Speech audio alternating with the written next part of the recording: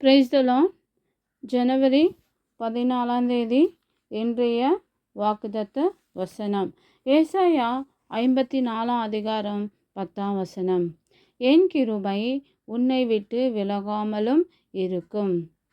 மலைகள் விலகினாலும் பர்வதங்கள் நிலை பெயர்ந்தாலும் கர்த்தருடைய கிருபை நம்மை விட்டு விலகாமல் இருக்கும்.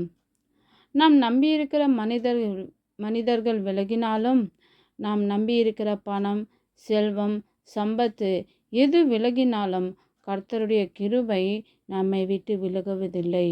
ஏனென்றால் கர்த்தருடைய கிருபை நித்தியமானது. சங்கீதக்காரன் சொல்லுகிறான், கர்த்தரை துதியுங்கள், அவர் நல்லவர், அவர் கிருபை என்றும் உள்ளது.